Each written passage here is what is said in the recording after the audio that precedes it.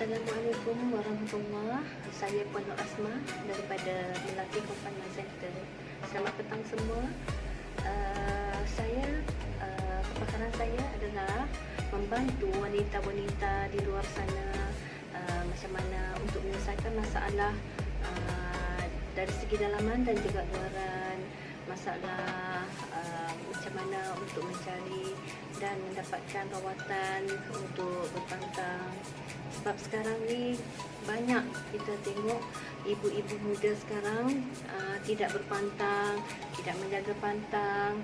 Yang mana yang datang mendapatkan rawatan dengan saya ni banyak betul masalah diorang. Dari segi kesihatan diorang, dari segi mental dan juga fizikal lah. Apa yang berlaku dalam masa terdekat, dalam masa 2-3 hari ini, yang mana berpantang dalam waktu PKP mungkin tidak dapat berhubung dengan keluarga, tidak dapat balik ke kampung untuk bersalin di kampung, dan selepas habis PKP diorang habis pantang, ramailah yang datang berjumpa saya mendapatkan khidmat rawatan, macam mana nak hilangkan masalah diorang, seperti rasa macam cepat rasa seram sejuk, cepat rasa menggigil, dan kadang-kadang ada rasa macam mau marah, ada macam terganggu fikiran, terganggu, tidak dapat tumpukan tugasan harian mereka lah. Yalah kan, dalam waktu PKP tiada keluarga yang mau datang, susah untuk pergi buat lawatan di luar. Jadi kita kasihan jugalah yang beranak dalam masa bulan PKP baru-baru ini.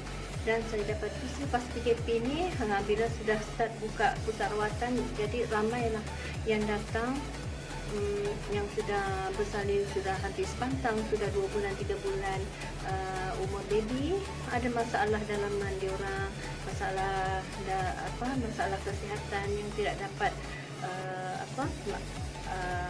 menumpukan tugas seharian diorang lah, seperti ialah bila kita berpantang ni. Sebenarnya berpantang ni, apa yang saya nak ceritakan, bagaimana kita nak jaga pantang kita, kenapa kita kena jaga pantang. Sebab waktu berpantang adalah waktu kita, time kita berehat. Sepanjang 9 bulan kita mengandung, sepanjang 9 bulan kita hamilkan, membawa baby, macam-macam dugaan yang kita lalui. Ada yang morning sickness, tak lalu makan, ada yang makan lalu selera makan, tapi datang penyakit lain pula, macam-macam yang kita hadapi dari dalam masa waktu mengandung. Lepas tu, itu masa mengandung, masa lahirkan pula. Bila melahirkan, bila baby nak keluarkan baby, bagaimana kita nak keluarkan baby ni, saya cakap kalau yang beranak normal lah. Kalau yang beranak normal, macam mana nak keluarkan satu orang baby, satu orang budak yang berat 2 hingga 3 kilo. Macam mana urat-urat kita semua meneran mengeluarkan baby. Jadi masa itulah segala urat-urat kita, kalau orang kampung dulu bilang, orang tua-tua dulu cakap urat putus. Tapi kalau betul urat putus, macam mana darah-darah kita nak berjalan kan? Sebenarnya bukan urat putus, sebenarnya urat kita merenggang. Bila kita push, urat kita semua merenggang. Sini semua renggang, di bawah, di atas, daripada hujung rambut sampai hujung kaki. Sebab tu kadang-kadang ada orang yang bersalin, selepas bersalin dia akan kena tiba-tiba mata tak nampak, tiba-tiba muka dia herot. Sebab apa? Sebab berlaku sesuatu masa dalam pantang, sama ada stroke yang ringan ataupun masa dia hampir-hampir mau bersalin, dia kena high blood, darah tinggi, tiba-tiba dia kena stroke. Itu banyak berlaku lah sekarang. Sebab apa? Masalah pemakanan sebenarnya. Jadi kita berbalik kepada penjagaan berpantang. Jadi itulah sebab kenapa kita mahu menjaga pantang kita, kenapa kita kena jaga pantang kita. Jadi saya nasihatlah kepada ibu-ibu sekarang yang mana sedang mengandung, yang mana hampir bersalin, kalau boleh cari tempat di mana yang boleh jaga kita sepenuh. Waktu makan kita, jaga baby, waktu rehat kita, semua itu perlu. Macam kami di Melati Confinement Center, waktu makan kami ada 6 kali makan. Makan pagi, makan tengah, makan pukul 10 tea break lah. Tapi kita bukan minum teh lah, kita bagi susu ataupun dengan biskut ataupun roti. Kemudian makan tengah hari jam 12.30 hingga jam 1 tu makan tengah hari. And then makan petang, minum petang. Makan malam pukul 6. And then last kali pukul 9 malam kita bagi lagi. Sebab apa? Sebab kita tahu ibu yang baru bersalin memerlukan tenaga yang banyak untuk menyusukan bayi. Jadi kita ada kita punya jadual makan tu teratur. Cuba kalau kamu ibu-ibu berpantang di rumah, saya rasa makanan apa yang kita makan, satu makanan belum tentu makanan tu makanan berpantang.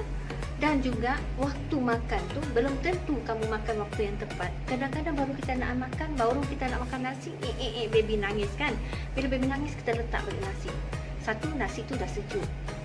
Lepas tu dua, kita dah dari perut lapar tadi, kita pergi menyusu bayi, ambil bayi menyusu bayi. Lepas tu bayangkanlah bayi kalau menyusu bukannya 1 minit 2 minit, kadang-kadang sampai setengah jam. Jadi sudah setengah jam nasi pun dah sejuk.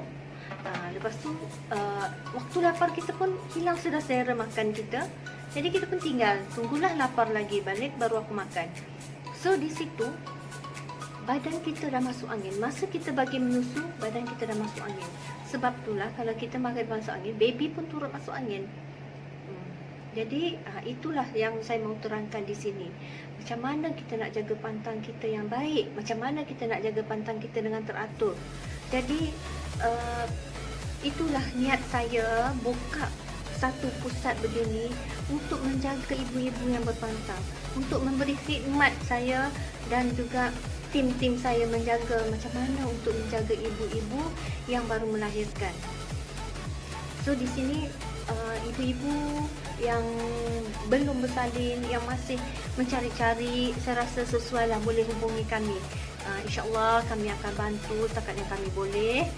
Kami akan bagi khidmat nasihat, saya juga bagi khidmat undi macam mana masalah ibu-ibu semua, macam mana nak handle baby yang susah nak menyusu, macam mana nak jaga selepas pantang, apa yang harus kita buat. InsyaAllah saya akan bagi khidmat tersebut.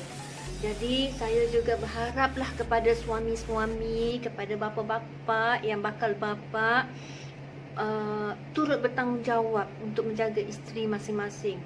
Sekerana orang bersalin, banyak dia akan berlaku selepas dia bersalin. Masa dia mengandung, dia sudah banyak macam-macam berlaku dengan diri dia. Lepas bersalin, berilah peluang ibu tu berehat sepenuhnya, berpantang sepenuhnya. Sebab apa? Lepas ni dia nak jaga suami lagi, nak jaga anak lagi.